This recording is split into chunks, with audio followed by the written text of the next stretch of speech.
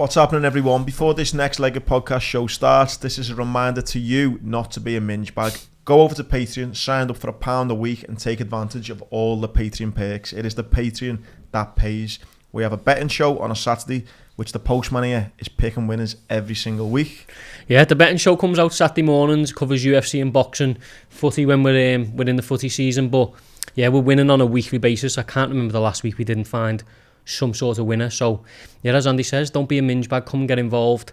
And as I say, it's one of the best communities that you could be a part of, isn't it? It's a belter. As well as the betting show on a Wednesday, me and Jord have a chat. That's where you might have seen on our Insta Reels about crocs, about harpooning people at the end of the night, all that kind of chat that goes on. And even better, every single Wednesday we do a raffle draw, and our sponsors Montrex give £100 gift voucher away just for being on Patreon.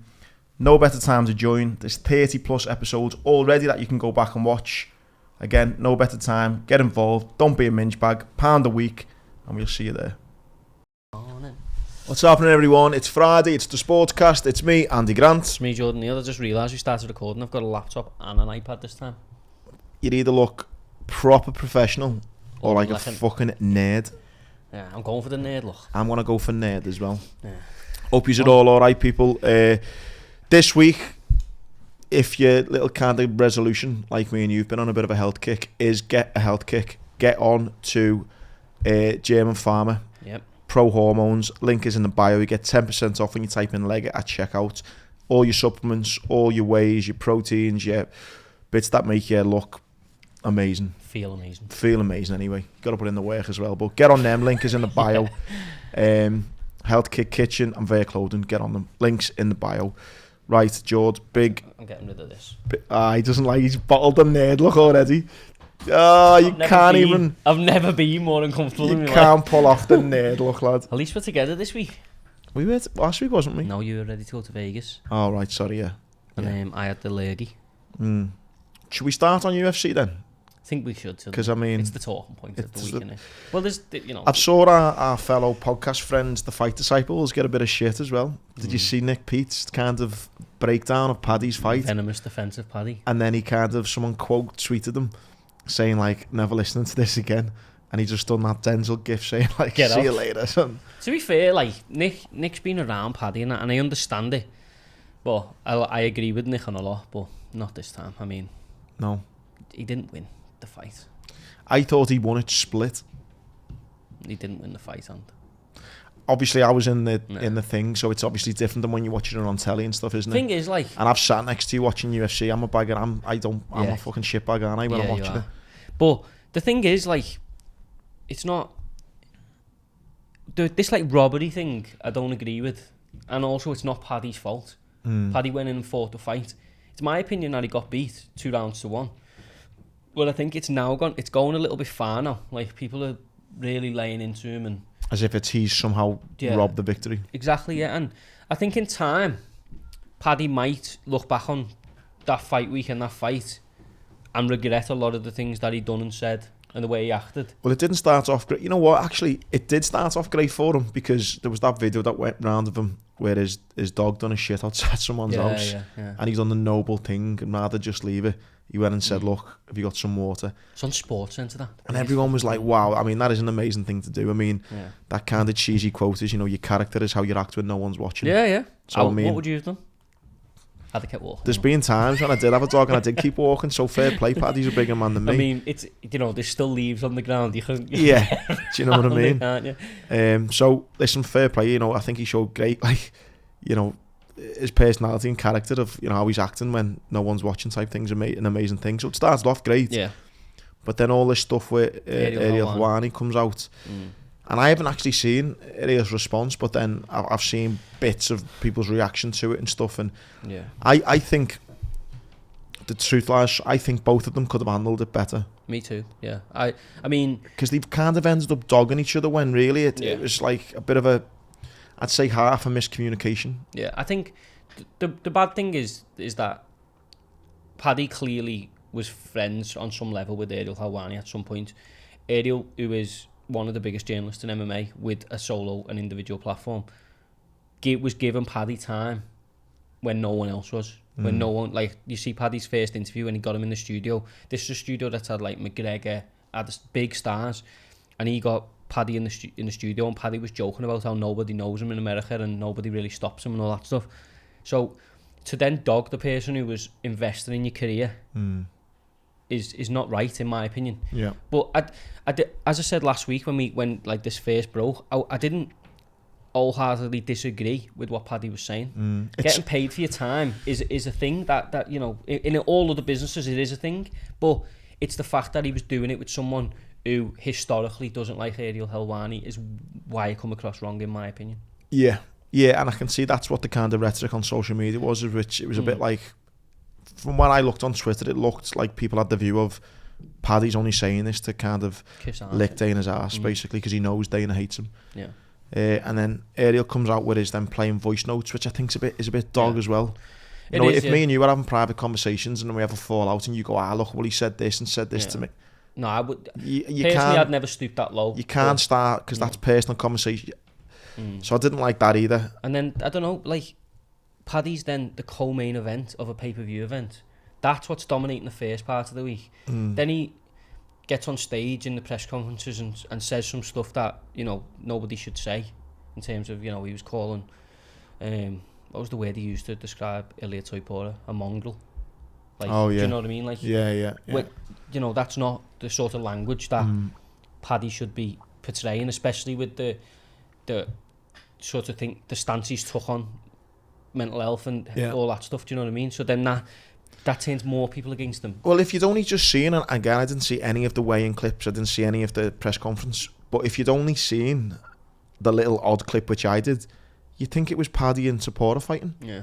I know. Jared Gordon's sitting there fucking and no airtime whatsoever. That's it. Well, it was all built, the fight week, whether people like it or not, was built around Paddy. Paddy's show, he weren't the main event, but all the embedded videos were about Paddy. Everything was about Paddy. He'd done more interviews than anyone else, doubled down. He'd done an interview with Michael Bisping, which I didn't think come across great either, in terms of, you know, he's saying stuff like, I'm too big for the O2, like, I was made for the, like, just not using language that really comes across well. And then obviously the fight doesn't really live up to expectation. He doesn't do what he says he does. Jared Gordon, in my opinion, wins the fight. So I think it's a tough week, but I don't agree with, like, the vilifying that he's getting now, in terms of, like, you know, he's this, he's that, you know, people quick to call him now everyone's saying he's crap, he's never going anywhere, you know what I mean? It's gone too far the wrong way. Other way. Yeah. And listen, he'll be the first to say, you know, it wasn't his greatest performance. If he believes he wins, he believes he wins, but it's just been a bad day in the office. Do you know what I mean? But the thing is, like I said on our betting show, and a couple of people messaged me and won on the bet of Paddy by decision, this was never going to be an easy fight. Like, this is someone who's been in the UFC. The only people who've stopped him is like Charles Oliveira. People like this is not some mug. Do you know what I mean? Yeah. And people were disrespecting Jared Gordon as if he was some like idiot. And so it was never going to be an easy fight. So I was a bit shocked that people thought that way. Yeah. But people were obviously listening to Paddy's soundbites, which he's every right to say he thinks he's going to knock him out. But I don't think, as I say, I don't think he won. I think he lost. I was disappointed for Jared Gordon, but I think it might be a blessing for Paddy, really, because it slows down this whole hype train McGregor thing, like he's the next McGregor and all this. Like, I don't personally think that does him any favours. I think he's got good sponsors and he's making money from his own content creation and stuff like that, but this whole thing about it, McGregor's become the new, like, Maradona. It's like anytime someone shows ability or charisma, it's like McGregor. Yeah. They're dying for another one. And it doesn't help. It's the biggest pressure in the world. Also, not only does it not help, yet his rise was, you know, unbelievable, but his downfall's not been great either. No. But the thing is, like, what people forget is when McGregor came in, like, McGregor was, I think he was like 24 or something, obviously younger than Paddy. When he come in, he was a killer. Like, you know, his fourth fight, so Paddy's fourth fight's Jared Gordon, McGregor's fourth fight was Dustin Poirier and he knocked him out in like 60 seconds or something. Like a there's big differences. Do you know what I mean? But the levels that they're competing at, just because they've both got charisma, just because they both talk a good game, totally, it's unfair to just compare them. Because McGregor was just operating on a different level at that point. I think you've nailed it in the sense that this just, you know, temporarily doesn't halt it, but it slows down the hype train. I think could be a blessing for Paddy. I think Paddy in time will look back and probably admit that you know, he's got a lot of people around him. He had all his mates in Vegas. Guys, you know, maybe the occasion did get to him a little bit, and he was sort of, you know, playing up to the character a bit too much. But I've heard that now he's having a break, which is good. Get some injuries healed up, focus on his businesses and stuff, or whatever he's got going on. And I think if we didn't see Paddy again for 9-10 months, I think it would be. I think that would be the right thing to do. Yeah. On a side point, just to kiss Paddy's ass, looked after us all in Vegas. Like, he did, yeah. Yeah, his after party was heavy. Yeah, just seen a couple of pictures of him then with the mate, because obviously his mates who you met, Yeah. They were all obviously with him, and they had a good time. Yeah, he looked after us, mate. It was amazing. So yeah, massive thanks to I just Paddy. think, you know, people just need to just slow down a bit, like let him develop. Like, is he going to be a UFC champion? Nobody knows. Just like slow down, let him. Just enjoy the ride as well. And then let him. You know, obviously he's got to make improvements as well in terms of how he talks and things he does. But I'm sure he will. You know, he's still only 28, 27. It's not old. No. The other bitterly disappointing part of the night, which from otherwise was an amazing trip, was seeing Till tap. Such a strange fight. Weird. Like, strange. He looked. So you speaking to you as well, and I fancied it as well. I thought what we were talking about, me and the lads in Vegas, it was like, I was like, Till's gonna win. He's gonna win. Not only because of the kind of technical breakdown, which kind of you done, and I know you thought that as well. I just thought he can't lose. Like, he cannot afford to lose this fight. And with all that added together, I thought, nah, this is gonna be Till's night. As a not a great first round, second round comes back into it. Duplessis looks like he's gassing, but he kind of says that though he breathes like that, and that's how he acts. But not ass, lads. He was blowing out of his ass, and he's Taylor's getting the crowd on his feet, and it's like there's a bit where he's like, I think Duplessis runs in and he knees him and just pushes him away, and you think, got him. Fucking hell. And then it goes into the third, and I think we spoke off air. You know, he's winning. So he's won the second, he's winning the third, and then he gets put down a bit too easy for me. Goes on his front, and then holds in for what? A second or two? Yeah. I mean, we're not. You know, I've never been choked out in the UFC, but for me, Darren was in a deeper choke than that in the first round. Yeah, a much deeper one. Yeah, and I don't know. It's sad to see because, like, you know, Darren's only 29. He has been operating at the top of the UFC for a long time, but I don't care what anyone says. Darren Till is a better fighter than Giroud Duplessis. He is a better fighter than him. Like, he weathered that first round, you know, busted his eye, and then comes back into it. It's not like this is not an ability issue. No, it's not that he can't fight. It's just I don't know. There comes a certain point in a fight where I don't know whether everything that happened with like Masvidal and Woodley, I don't know whether he just gets crazy flashbacks. And he's just like, I need out of here. It'd be interesting to compare when we talk about footy later on the show. I want to talk about Harry Kane and the kind of pressure and the kind of winner's mentality. And Darren, I've never met Darren, but he seems like a mega likeable person, likeable fighter anyway, from what I see of him. Just my opinion. It's interesting to know whether he has got that mental block now, which stops him from getting to that winning stage. Like, I think, I don't know, his demeanour changed, and like as soon as that takedown went in, it almost looked like the life just drained out of him. Like, he's like, I can't get up again. And then, like, I don't know, it's so frustrating because he's so talented. Like, you see that second round, like, them knee punches. I don't think he's big enough to fight at middleweight. I think welterweight's quite hard for him as well. So he does have a weight issue. But, you know, Michael Bisping is a good friend of his, and he was on record this week saying that he thinks he needs some sort of sports psychology, or, you know, just needs to get rid of the Darren Till that has happened and go again. Like, he is only 29. Where does he go though? Because what's that, 3 or 4 defeats in a row? 5 in a row. He's lost 5 his last 6. So, you know, he was talking about being away from the UFC and stuff like that. But if I was him, a bit like Paddy, I'd just relax a bit. I think he turns 30 Christmas Eve.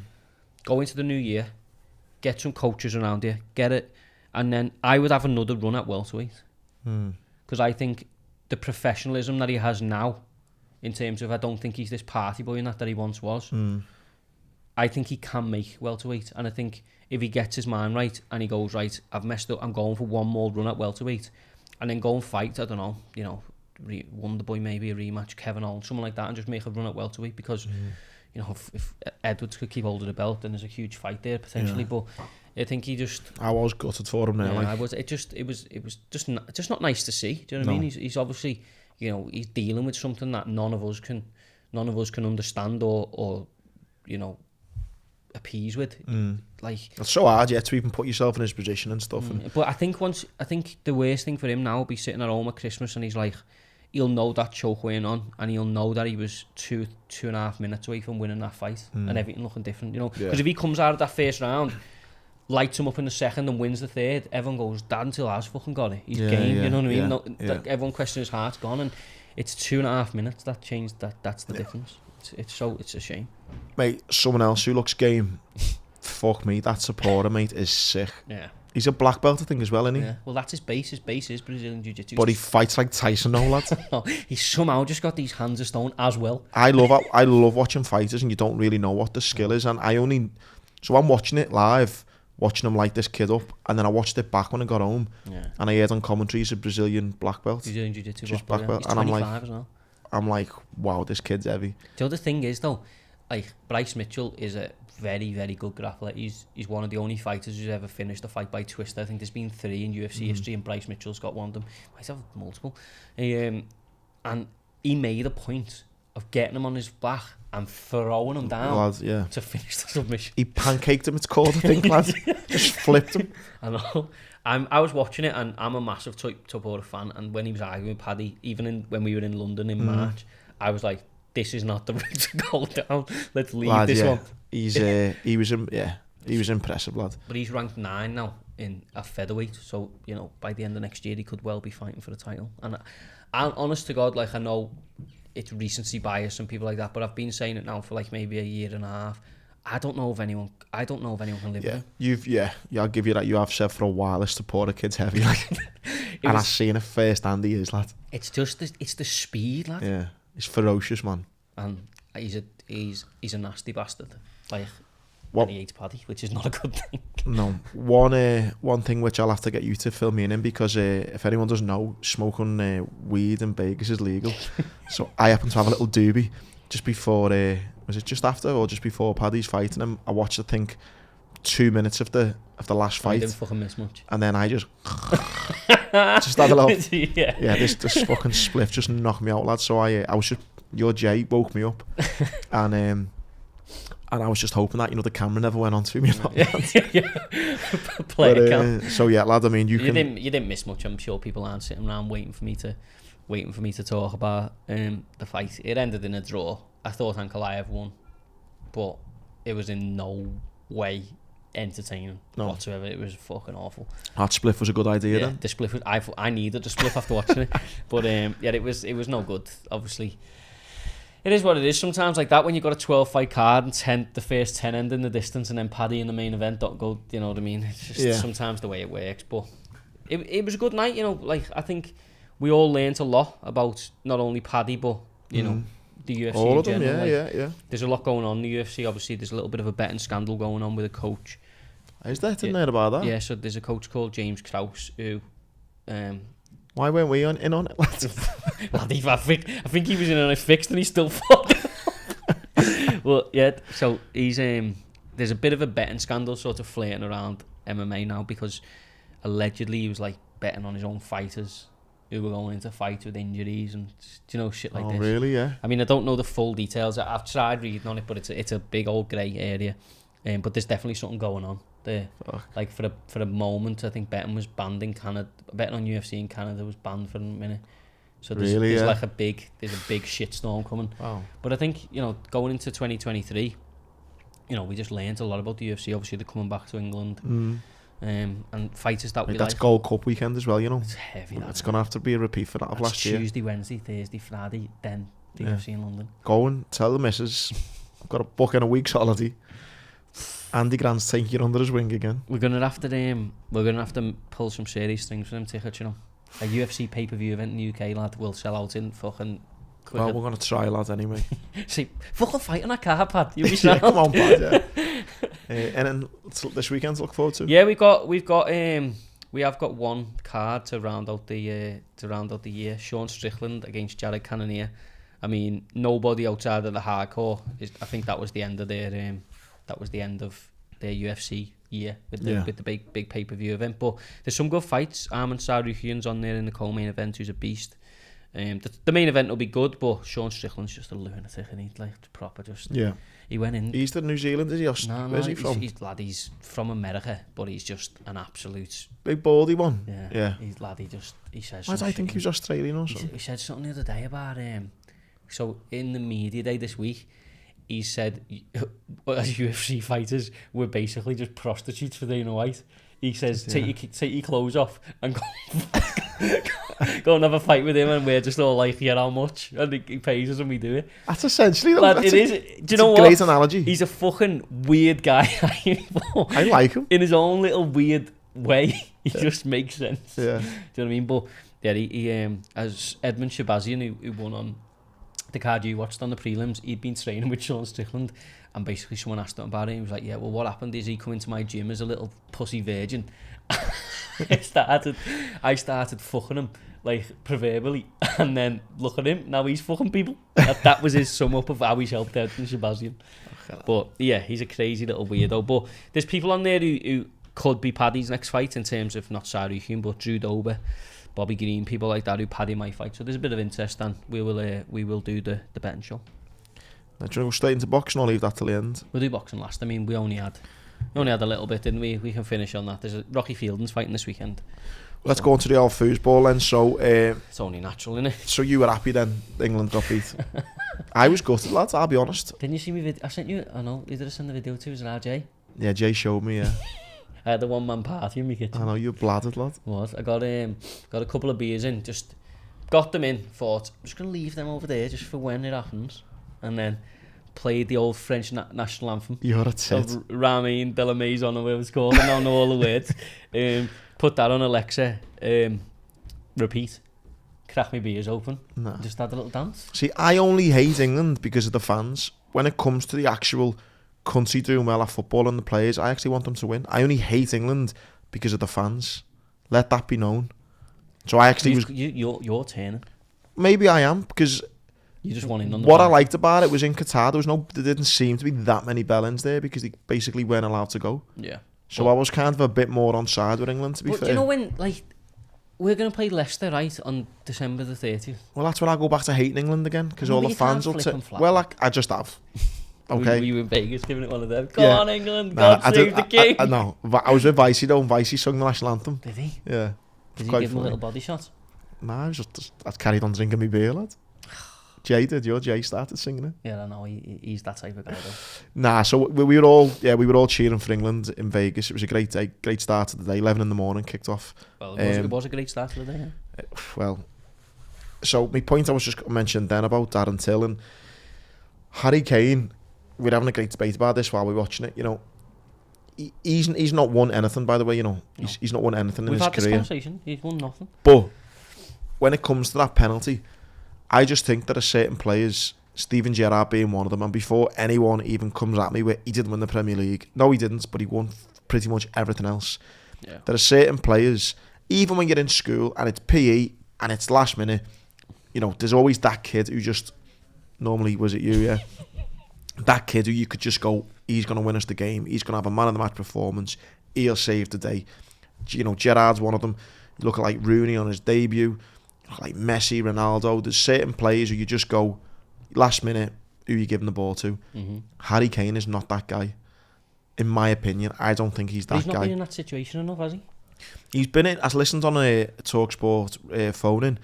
There was a Spurs fan rang up and he obviously knew more Spurs games and he's reeling off all these last minute penalties he's missed. Last minute he's done this, never turned up for this game, never turned up for that game. So even Spurs fans are saying, like, you know, look at the Champions League final at Liverpool, lads. I'm just getting one of our Patreon questions up because we are going to answer the Patreon SPORTCAST questions, but I think someone made a really good point. I just don't think that. And listen, you could say Andy, you're chatting shit because he scored the other penalty, and he did, and that was a pressure penalty as well. But 6 minutes to go, that penalty, I don't know. I don't know how many games has Harry Kane been in that were what you'd call legacy defining, or you know would go down in your career. The Champions League against Liverpool, I can't remember him fucking touching the ball. No. And he's played the League Cup final, I think, didn't he as well, or FA Cup was it against Chelsea? Did he win? He's not won anything. No, because that was like 2008. When Mourinho got sacked, wasn't it? Last year. Okay, so what about England. Did he score a pen when England went to semis or got to the final of what's it called? I think he did. I'm not saying he can't score, but obviously he's a great penalty taker. He's arguing on the greatest English strikers. I'm not arguing that. I just think he'll end his career without winning a trophy. Well, I don't think he will now because I think based on this he will now move, but he'll go to like Bayern Munich or something and pick up a couple of Bundesligas or something. But the sad thing is, and I did feel for him, like imagine how he's feeling, lad. Is what it is. Like he's essentially ruined everyone's Christmas. Yeah. I was going to go that hard, like, but essentially, he scores that goal. I can't say it, lad. I celebrated that penalty miss like... You're a knobhead. What's the last big thing, Liverpool? Do you know Origi? I celebrated that pen miss like that. You're a tit, honestly. Took my top off.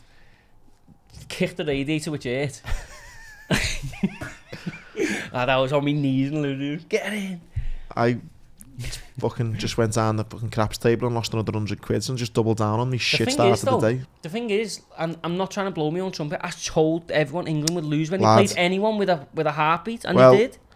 I think, number one, they were unlucky. No, they weren't. They lost.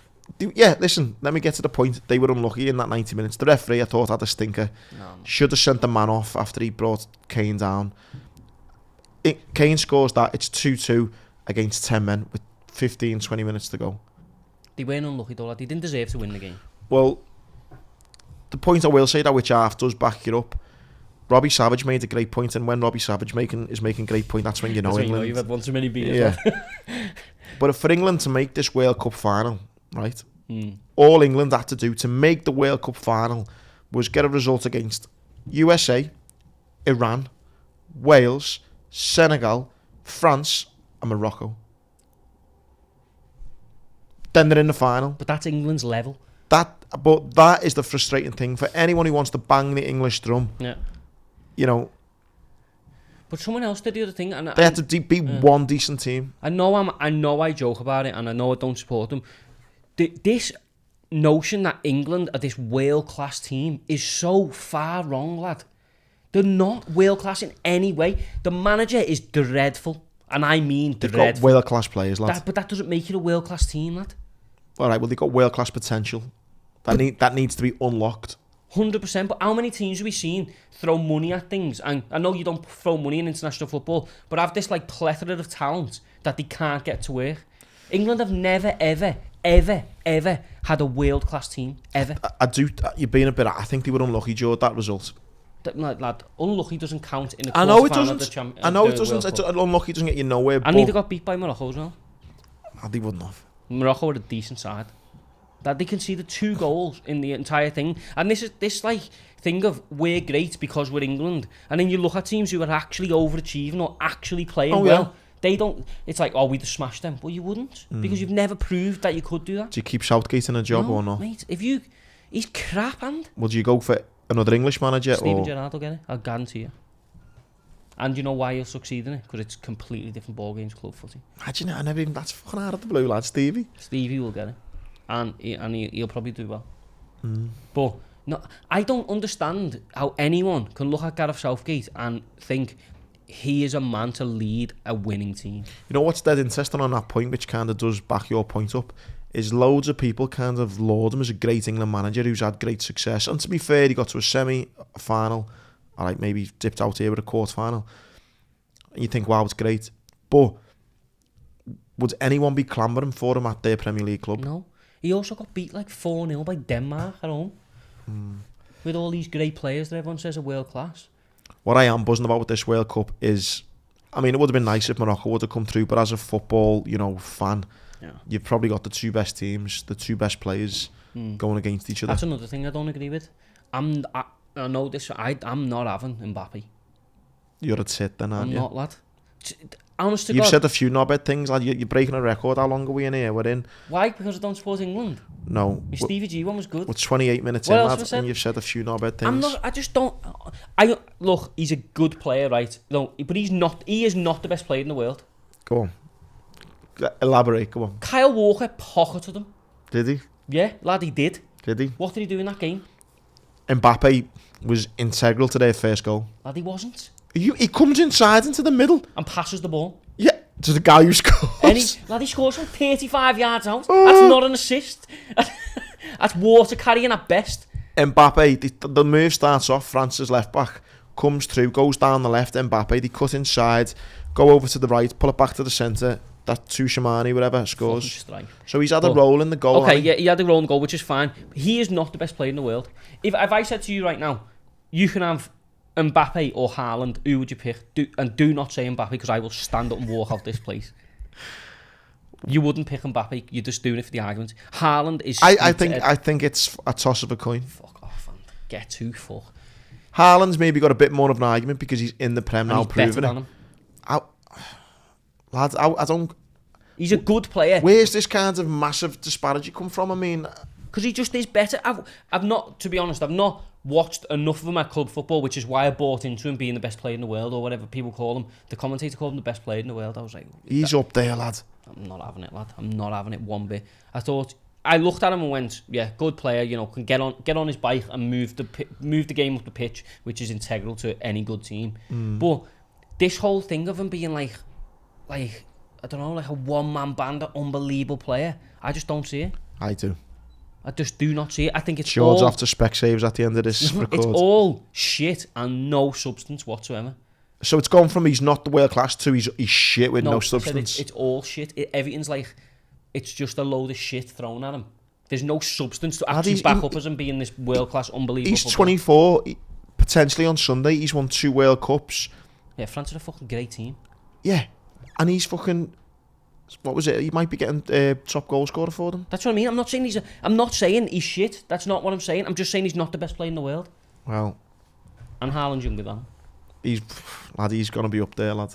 No, we disagree on that one. No, he's not. He's a good player, and that's about it. The best player in the world, I think, is Messi. I am team Messi, and I'm so hoping, praying, wishing that he just does the business and wins that World Cup, because I think it'll just put to bed this Ronaldo-Messi debate, and in his home country, it'll not maybe put to bed, but it will at least, you know, I think you speak to any Argentinians, they say Maradona still because he delivered the World Cup. Yeah. If Messi can deliver the World Cup, it puts him at least level, if not ahead of Maradona, which I think is thoroughly deserved given what he's done in his career. And I just think for the romantic football fan inside me, for his last ever game for Argentina to be lifting the World Cup, I mean... He's the best player ever, and I don't know how anyone can... I mean, I wasn't around to see Maradona and Pele, granted, but there's no player who's ever played football better. I think he actually would have won everything. And there's still people who say he couldn't do it in the Prem. Against Stoke on a rainy Tuesday night. Seen someone say Cameron Jerome once scored 12 goals in the Premier League, and you're telling me Messi wouldn't score 25. Yeah. That's another... We've had that debate before about the Premier League's reputation. But he is the greatest player ever, but I don't think he's going to win on Sunday. You think France, yeah? I just think they're a better team, lad. Nah, they've got something about them where they're just not getting beat, lad. I know, but if you look at the Netherlands game, if you play the game right against Argentina, they can lose their head, mate. Yeah. And just completely throw it out. I mean, I'd love to see a 0-0 and then a Messi free kick or something like that. Just something crazy. But I just think France are a well-oiled machine, mate. Do you know how many players from the World Cup winning team that are either out the, one's in jail actually, but are either like injured or out the squad, and they're still in the final? Yeah, look at Benz. But do you think he's going to come back? There's rumours of him getting a flight to Qatar, isn't there? Mate, do you know how underrated Giroud is? Unbelievable. Van Dijk said he's the best player he's ever played against. He's so underrated. It's just because he doesn't move quick or nothing. He's France's top goal scorer, isn't he? His finishing's unreal, and he's always in the right place. And he's won a shit ton of trophies as well. And I'm having Giroud, but But would you take Benzema back in the fold though for the final? Do you know what? Didier Deschamps come out and said, "I can't answer that." I wouldn't, because I think upsets the equilibrium, doesn't it? I just close that changing room door and just say it's fucking us against Messi now. Yeah. Someone kick the cunt. Griezmann, another one, absolute belter. Yeah. Do you know what Griezmann's boss are? Tactical fouls. Anytime a team break on France, he'll just take someone out, and it's because he's like an attacking midfielder. It takes him like 4 or 5 to even get a booking. Yeah. He volleyed Bellingham all over the pitch. That's what I mean. The ref had a bad game, lad. No, he didn't. He had a great game. I put it someone who... I'm sorry we lost the SPORTCAST listener last week. Why? Because someone who I don't know, guessed he likes sports, so that's why he followed me. I put a picture up of the ref with Aloe Black's song, I'm the man. he was furious, saying, how can you be against your country? Really, yeah. Stuff. I used to love the podcast. Oh, there you go. Nice one, George. So I'm going to throw that gif out. See you later, mate. Anything else on the World Cup? No, just I've seen, and this is not to kind of, obviously very fucking sad, not even a joke to be made, but there was that, I think it was was he a Welsh journalist who he was denied entry for wearing a rainbow scarf. Oh, Grant Wall. No, he's an American journalist. Was he? Yeah, he's the biggest football journalist in America. Well, he was refused entry for wearing a rainbow scarf, tweeted about it, and then about 2 weeks later he had a heart problem and has died. His brother was on. It was his brother who's gay, that's why he wore it. His brother done an interview in America about it. I mean, let the conspiracy kind of roll with that, but I mean, it's very scary, isn't it? It's very, very scary. I mean, yeah, he was on it. He was one of. There's a platform called Substack, which is where a lot of like writers or journalists will go when they wanna. He was at Fox for a long time, I think. Where they go because they got a big enough following, they'll go on there and like people will just pay to like Patreon, I guess. I think he had like 70,000 people on there or something like that. Really, like, yeah. He was a big voice for soccer in America, and to die the way he done, you know, I don't want to get involved in conspiracies, but I don't want to get involved in it because we might die next. Yeah, you have to ask the question, don't you? I mean, yeah, I'm fucking. You know them adverts where they go on, sorry for my language. You know them adverts where they like keep your hand over your drink when you're out and all that stuff. That's me. They're not coming from me. But yeah, rest in peace to him. Obviously a brilliant journalist, but yeah, they're saying it was a burst blood vessel or something. Yeah, I seen as well a kid died 14 with clashes with French and Moroccan fans. Yeah, seen that. 14. That's, man, you know, like I know. Look, I do love Liverpool, and I have got over emotional about football in the past. Without joking, but can you imagine getting to the point where you're like, right, I'm going to scrap with people because of this? No, we've done some stupid stuff in our lives, but that really is stupid, isn't it? Yeah, it's brain dead. It's idiotic. Fighting over 22 millionaires kicking a leather ball on a bit of grass. Get a grip. Yeah. What just before we move on from the World Cup, what's the latest with Bellingham? Where are you at? Yeah, fucking hell, I'll be having him. Think there's a good chance. Yeah, I mean, you'll be having him. Yeah, I mean, do you reckon we're going to get him? Yeah. Oh yeah, I might take him. Like I'm having him and Mbappe in the summer, lad. Shut up. Klopp would never have Mbappe in his team in a million. Are you kidding me? I've never seen a less Jurgen Klopp player in my life. Lad, he's young. He can be moulded. All right. Killian, this is how we play. We're all in for one. Lose the ball. He lose the ball over there. You run all the way back, track back. You might have to go past Robertson to help him out. He's gonna go. No, that is not my game. I am Thierry Henry. That's not how he talks, yeah. You'll never be Thierry Henry. You couldn't see Thierry Henry with a microscope. Okay, so let's just for the record, you wouldn't take Mbappe. No, that is on my children's lives. I would not take Mbappe at Liverpool. Wouldn't work, lad. Fourth knobhead thing. That would Mbappe. If we get another manager, like, and we go this mad Saudi Qatar route, and we just become crazy Man City 2.0, and we just get some fella to stand in, and we just go Galactico style, then yeah, you take him. But if we're going to continue doing what we do with Klopp, he doesn't fit under Jurgen Klopp. Not even close. I think Klopp because would make if it he work. I know what you mean. Listen, Klopp would make it work. Nah, he wouldn't. He hasn't got that side in his game. He's Neymar. He's like them players. He hasn't got that side in his game. That's not a criticism of him. He hasn't never needed to. But to play for Liverpool and to see that Liverpool, you can't have the ego that he would have. Well, I seen with Liverpool, they're back in Dubai. Diaz has got injured again. April. Yeah, so he's out for a while. Fantastic. I think he got beat 3-1 in a friendly. I think I seen the other day. Yeah. Big old Mo, Mr. Penn. I've not heard any rumours on transfers for either Liverpool or anything. No, that scares me a little bit because we need some people in. We need some midfielders in, and I'd be concerned if I was a blue as well. Me too. Yeah, but I think it's hard, isn't it? Because none of us are looking for transfer rumours, and you know, players are obviously putting themselves in the shop window at the World Cup and all this stuff. I get it, but you know, I think both sides need activity quick. I mean, I'm dying to see the Prem come back. I think it's Boxing Day, isn't it? Yeah, Liverpool play Man City on the 22nd, I think, in the League Cup. Yeah, but who's going to play in that game, do you reckon? Don't know. Henderson, Trent might be back because he didn't do football, did he? Trent didn't do nothing, no. I don't know. I think they put out a pretty strong team for that. Yeah, we should do because I mean, it's one of our. I think we've got 2 chances at a trophy now. Well, we could maybe win Champions League as well, but we're probably outsiders at this point in time with the Champions League. But I mean, I'd love us to see us win the Carabao. But yeah, I know what you mean. The Boxing Day back, that'll be. Obviously, looking forward to that. Bit of a random one. Michael B. Jordan is a minority owner of Bournemouth now. Yeah. Why and how? Well, there's some American owners bought them for 100 mil, and he's a minority stakeholder in it. He's a little name just to jump on it. Loads of the Americans now. I think there's about 10, 11 American owners, isn't there? Ours has gone quiet, hasn't it? The owner thing. Well, there's rumours of an Indian guy. And then that was the latest one I seen. An Indian billionaire who was looking at both Man United and Liverpool. Yeah, crazy. Indian billionaire Mukesh Ambani, ranked the 10th richest man in the world, would rather buy Arsenal than either of current Premier League giants for, say, Liverpool or United. London. So, anyway. I mean, yeah, it's a crazy time in Liverpool, but in football, but no, let's see. Mate, moving on, mate, to Formula 1. I've seen Schumacher has joined Mercedes. Yeah, he lost his seat at Haas, didn't he? He's a reserve driver. He's a reserve, yeah, for 2023. Not a bad role to have.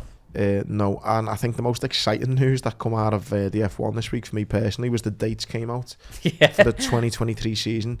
Yeah. Kicks off in March the 5th in Bahrain. Yeah. And Saudi have got a race, haven't they? It ends in Abu Dhabi on the 26th of November, but the most important one for your diaries is the 19th of November in Las Vegas. Yeah, 16th to the 18th. Be heavy, that, you know. Hey, street circuit as well, lad. That would be... Go past like the Bellagio and all that. Mate, that would be sick, you know. I know. I think that's one for, you know... Vegas will be carnage around it. That's one to save for all year, that, you know. Yeah. I don't actually know whether it'll work though, lad. Why? Because it's like... I've been to... You just got back. Them roads aren't cut out for F1 cars, lad. The big though, aren't they, lad? Yeah, I get that, but... Oh, someone's ringing me. Nah, it'll work, lad. You can? I don't know, but I'd want to fucking I'd want to watch, like, just to see if it does. I want to be there to see, lad. But, yeah, be another interesting year, hopefully, that, you know, someone can make it competitive. I'd hope Mercedes can take another step forward. I see Saudi have got their hands on the F1 as well. They've got a race next year, haven't they? Got one Qatar, haven't they, lad? Yeah. But, yeah. Money, money, money, money. Saudi's got everything, lad. Speaking of money, lad, takes us on to golf. No, let's not. There's not even much I've not seen this week. I think the Mauritius Open is on at the minute. Not that I asked about any of them unless they're paying fucking £20 billion to come first. But that's on at the moment. The Mauritius Open. I just live for. I don't even watch golf. I just it's like Big Brother. Rory McIlroy's press conferences. There's campaigns with everyone on the live side to leave. Get him out. There was that in tennis as well. That Boris Becker's just been freed from prison. He's in jail, isn't he? Yeah, he done. I think he got sentenced. He got sentenced for about 18 months. I think 2-3 years. Yeah, he served 8. Saved 8. Yeah, that was for bankruptcy fraud. And he's back out now. He's defo still got like 2.5 mil. It was that he apparently. He's got a head somewhere still. That lad. Who, Boris? Yeah. He's broke now, lad. No. Boris walking up to his private jet like that. Police are saying, good luck in your life, Boris. Cheers, boys. Yeah. Guess who's back? Well, good news, mate, for all Rafa fans. He said he's preparing for the next season as well. Wasn't he a party that wants to see him just bow, though? Yeah. He's got bionic knees now. Yeah. But he reckons he's there. Emma Raducanu has come out and said that her biggest goal for 2023 is to stay healthier for longer. Nice. Haven't had a few injuries hindered, so good start. She's still British number 1. Say the little I said about that, the better. You can. You're on your final strike. I'm only joking now. She's going to win Wimbledon. I hope she does win everything. Oh, you're eating humble pie on this podcast. She does, lad. I seen on the US sprinters was interesting. US sprinter Randolph Ross has been suspended until June 30th, 2025 and will be ineligible for the Paris Olympics. He'd been provisionally suspended on the eve of his last race at the World Track and Field Championships. Basically, there's been some 3 years of whereabouts failures and faking an email for anti-doping and stuff. I'm in my mom's. That is like some Blag emails, imagine that. Why aren't you going to the Olympics? I sent a few blag emails saying I was in my Mars when the drug testers come round.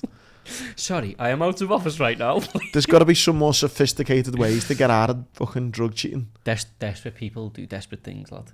And Randolph Ross has decided that he was going down the old blag email. But So talking about blagging stuff. I'm not even against doping in sprint, you know.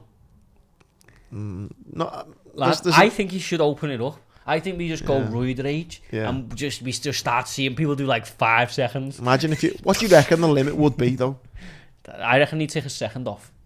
Because it like what is it now? 9.6, I think. No, it's something low. Or 9.4, it might even be. I think they'd take a second off. No, it's 9.58 volts. Yeah, I'm sure it is. But like, there's got to be a limit. Like they can't do 2 seconds. Like, do you know? Lad, I reckon we'd be looking like 6. Do you reckon? If they were just like Space Jam. But I've seen Space Jam when the aliens come down and they just pop out. But I think if they'd done that though, lad, right, they'd start using drugs in other areas of like life. Like, they'd start giving it to busies. So like, you know, when you get you bionic busies. Well, you know, when you get like chasing someone who's just robbed the house. Yeah. You just pop a pill. I think track and field, where it's like no one can get hurt apart from like what they inflict on themselves. They'd be jumping out of the fucking stadiums, I know, lad. but I just think it'd be more entertaining. Where they're not fighting. I know what you mean. I'm just like, do you know when Usain Bolt was running away with it? If I was the leader, I would have went, right, everyone else can juice apart from Usain Bolt and let's see if he's really good. And compared to fucking copious amounts of steroids. Yeah. And then you just got some little juice bomb. There's definitely an argument to be had. Or, like we said in boxing, where we just separate the two things, we should just have the roid Olympics and the normal Olympics. Yeah, just have 2. So, like, if you're in the roid one... Don't forget the Paralympics, lad. Yeah, come on, you can't start giving roids to everyone. Why? Because that's like... What would be funnier, that's a show of resilience and, like... A one-legged man beating Usain Bolt on roids. That'd be funnier. I mean, if you're going to mix the two, then yeah. But I'm trying to keep the dignity in the Paralympics. Okay. What I'm saying is, what you should do is split the both of them. We go the roid Olympics and the normal Olympics. But if you go the roid Olympics, I reckon everyone should just give you shit about not being talented and that, so it doesn't attract everyone. But you know, the people who just don't care, they just want to win. Yeah. And they just go over there and just not asked. I would go roid Olympics, mate. Yeah, you'd rather watch that. Mate, speaking of other dodgy bastards, former Masters champion Yang Bingtao has been suspended from the World Snooker Tour amid an ongoing investigation into match fixing. World number 16, Yan, who won the Masters at the Alexandra Palace in January 2021, is the 6th Chinese player suspended in the last 2 weeks as the World Professional Billiards and Snooker Association continues to probe allegations. Now, I don't mind it, like they're not in any dough. I don't go to casinos in the UK as generally speaking. I do. The fucking Chinese are in there, mate. Yeah, they know what they're doing. So, I went. I told you my stag do story, didn't I? I went a back door the night out and spent 5 hours in a Brighton casino on my own. Yeah, it doesn't surprise me that, don't anything. We walked out up. We had a couple of rocky moments where we were down, but we found our way. Yeah. We hit the bonus on the slots. Nice. It's like, come on. Surrounded by the Chinese, lad.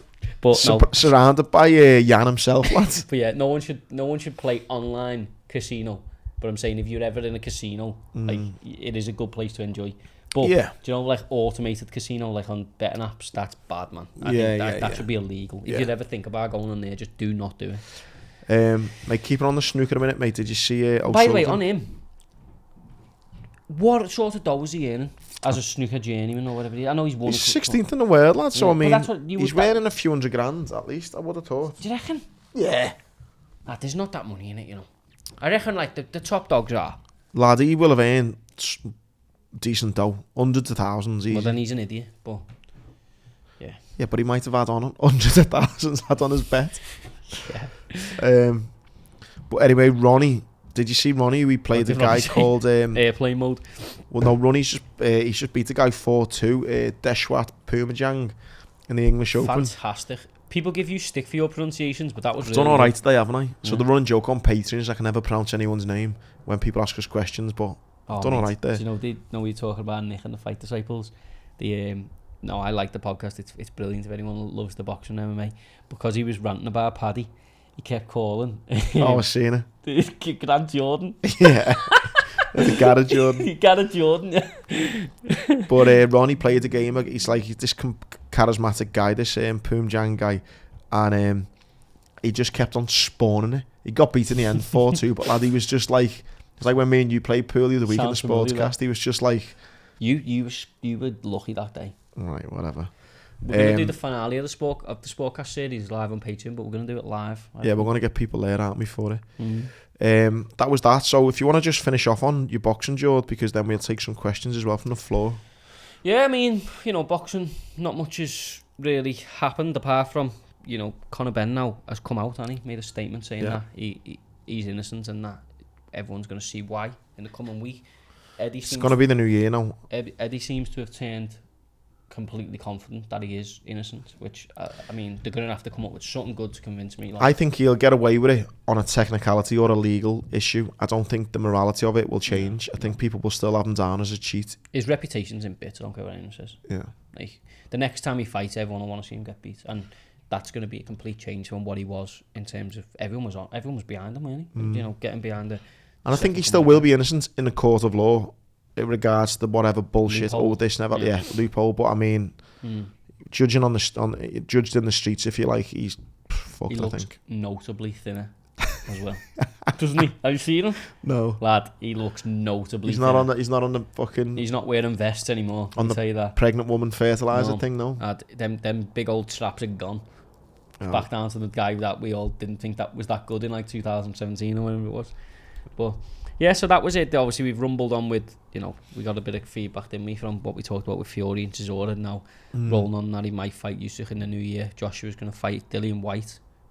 I seen, though, didn't Fury get told he had to fight? Yeah, he's been given a mandatory of...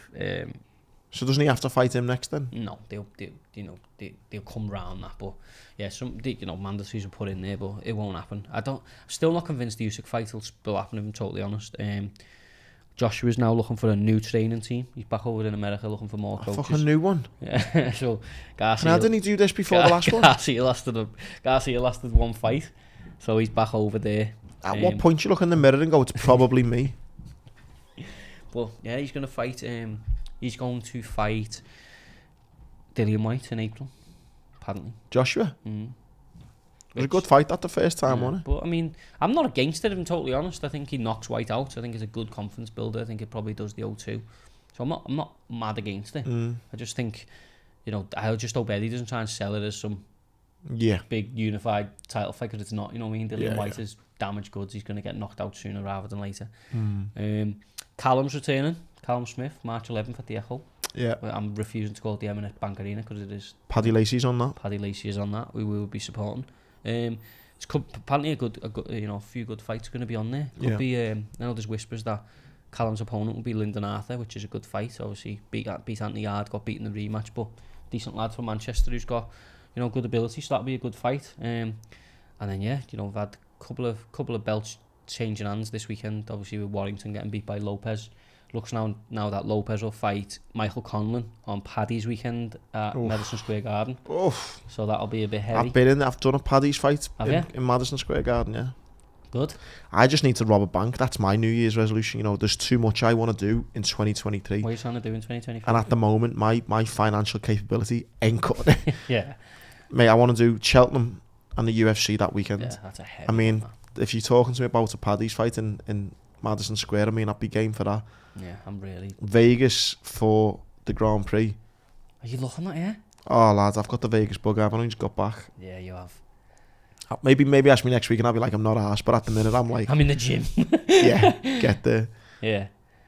Yeah. So anyone who knows anything about robbing a bank...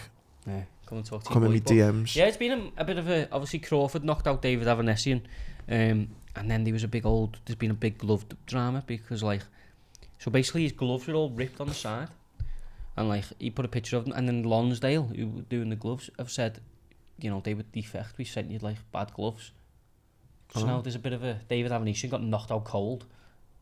Using the dodgy gloves. Getting dodgy gloves used on him. Yeah. So I know they're sort of looking into. I would have thought though that if they were defect, they wouldn't work as well. Well, it's bare knuckle, then, isn't it? I suppose, just clean on the chin. So, essentially bare knuckle. But yeah, so that's another little dark cloud that's hanging over boxing. But, Josh Warrington got beat, and then Paul Butler went over to Japan on Tuesday, and got wiped out by Inoue. He was just a scary. Fair play to him for going and having a go there. Yeah, I don't know, but lad, he didn't. It's a tough one, like, because I don't want to give Paul Butler stick because I actually like him. He's a good fella, but he didn't want to. I mean, if you stood me in front of Inoue, would I want to fight? No.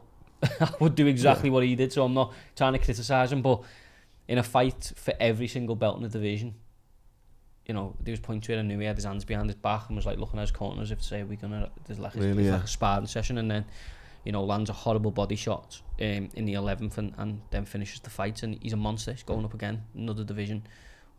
Will probably take out that division as well. So no shame in losing to Inoue. It's just the style in which he lost, you know what I mean? But going over to Japan, mate, it's not easy at all. Mate, we had some questions from the patrons. Again, if you want to ask us any questions, whether they're sport related or on a Wednesday, and on a Wednesday, I mean, we're talking about airport etiquette, we're talking about, you know, we get Andrew some quite... Andrew Tate had a good debate on him this week. Talking about love, relationships, we're putting the world to rights when it comes to strike action, politics. Then we're talking about, would you rather sit on a cake and eat a penis, or sit on it and eat a cake? So we've got it all on the Wednesday show. It's a great place to be. You can ask us questions. Someone had a go at you for calling them minge bag. Did you see that? Yeah. Comment. Yeah, on the SPORTCAST. Someone defended you as well. It puts me off when you call me minge bag. Hard times. Not denying it's not, mate. It's a joke. Close the door, gift, mate. Fucking. See you later. Fuck off then, you'd sit. Anyway, and you know what the great thing is? If he's true to his word, he wouldn't have heard me call him a tit. No, he wouldn't. That's the great thing about it. Let's see, yeah. So if he comes back and goes, who are you calling a tit? I'd be like, you said you ain't watching anymore. Let's see, yeah. Anyway, Joe J says, which football player is the biggest flop in biggest moments in your opinion, and why is it Harry Kane? That's the one I was looking for when we were discussing it. So Joe J, you know, we've summed that up. But kind of discussed that, Joe. You're not wrong. And hopefully, mate, by my analogy and opinion on it, you agree. Paul Headley says, who's on the take? Do you think there was judges being paid off? Andy, how was Vegas and how much money was spent in strip clubs? I'm not. I've been advised not to answer that second part of the question, Paul. There was a lot. we honestly, to be fair, I did talk about what happened in Vegas on this week's Patreon, which was out yesterday. So if you do want to get your pound a week out and go and listen, because I do talk about it. But on that question, no, I don't think the judges paid off at all. I think you're right, though. We mentioned it before. I think there was that much kind of hype around Paddy. That's just the kind of thing to say, oh, they paid off. Yeah. But again, Robert Mealy, who asked our take on Ariel, Paddy, Dana and Dana's situation, I think we summed it up earlier. I think, you know, both sides have handled it bad, in my opinion. I'm a big fan as a writer of Ariel Helwani. I think he does a great job. I was disappointed to see Paddy go after him, but also disappointed at Ariel's reply. Chris Munn says, where does George think Paddy's ceiling is? Reckon he could challenge for a belt. Also, where's next for Till? Seems like he's technically good enough striker, but always seems to end up short, which is a real shame. I think you know, we've summed it up. I think at the moment the top 15, 20 at lightweight would all be Paddy. But you know, I think he can one day be ranked. I don't know whether he'll eventually fight for a belt, but I think he can definitely be ranked and definitely be in some big fights. But you know, the problem with the UFC is, or not the problem, but the beauty of it is, this is the best fighters from all over the world, and it's ever changing. Like, Paddy's 28 now, 27, 28. Yeah.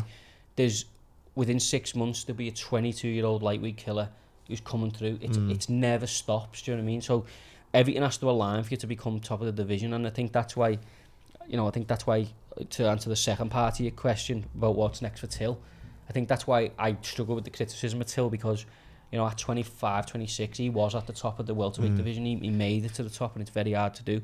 I think what's next is a break, and then hopefully back down to welterweight and make a run there. And if it doesn't happen and he still hasn't got it, then I think, you know, by the time he's 31, 32, maybe call it a day and focus on other stuff. John Hunter says, kind of along the lines of the Paddy decision being a little bit suspect, how was the Daniel Dubois fight last week has gone under the radar? They cut the first round 10 seconds early when it looked like he was going to get beat, and then called the fight after the bell had gone to save their golden ticket. Yeah, well, I think I spoke about this on the betting show. Yeah, it was not great, not a great look. They did cut it short, but I think there's motions in play to make Kevin Lerena an automatic rematch in a fight where he had Daniel Dubois hurt and then got hurt himself. So I think the only thing that's fair is a rematch. But yeah, it was very, very suspect. calling the round early. I think it's so harsh, isn't it, when it's a suspect fight? Because if you're the fighter involved in that, I mean, you never really get any answers, do you? No. There's no clarity. There's no like end game. That's the thing with Kevin Lorraine is that was his biggest night, biggest moment. He's, potentially if he beats Dubois, his life changes. Yeah. Do you know what I mean? So there's a lot at play, but yeah, I think there is plays to make a rematch. Mate, Dennis Barlow says, just wondering, do you lads or fellow Patreon legends follow the darts, and will you be watching the World Championships? I normally make a few quid betting on it as well. Oof. Well, Dennis, send me in your tips, son. Do you know what? I don't follow the schedule of darts, but it's one of the most entertaining sports to watch. I'm one of them, Dennis. I'm a bit of a fair weather darts fan. When it's on, I'm invested. Yeah. Like, it's good. Each night, I'm like, boom, who's on next? Ink. It's a hell of a night out. Yeah, I've never been. It's brilliant, lad. Yeah, I'm keen to go. My arm man took me to the darts for my 16th birthday in Blackpool with all his mates. What a dad. Dad of the Gear Award there, mate. And I remember it was stayed in some little moody B&B. It was fantastic. I don't think there's anything other than a moody B&B in Blackpool. I quite like them. Do you know where's like Blackpool? Fremont Street. Yeah, it is, yeah. Fremont Street, if Your you've been to hotel was Vegas. like Blackpool, I heard. No, my hotel was like Jeffrey Dahmer's apartment. Just on the old Vegas thing, what I will say is that was my 5th time in Vegas, and I've stayed in the Wynn, the Bellagio, and the MGM, which are all, fairly decent hotels. We're going this time for my half-hour's birthday. You're Jay and Vicey out the Marines. Guess how much a night, lad? 4 nights. Eat per person. 40 quid. £25 a night. Hey. You check your sheets and that? Lad, you know what? It was alright. 2 big queen. I spooned my dad for a couple of 4 nights. Me, Jay and Vicey spooned. And we were barely in the room. I was fucking happy paying 25 quid, lad. Fucking mince bag. Jack says, alright boys, how much do you think the referee in the England-France game got paid off? Yeah, you can tell everybody. I'm the man. I agree, Jack. Jordan's been a knob. I think it was a good performance. Yeah. I mean, even if Kane, he misses that pen, the lad should get sent off. That's England got 20 minutes there to get a goal back. Yeah, I think, for every joke I have, I don't support England and I'll never do it, but yeah, I do genuinely think the referee display was so incredibly poor. Jack Smith says, yes lads, now the hype is over.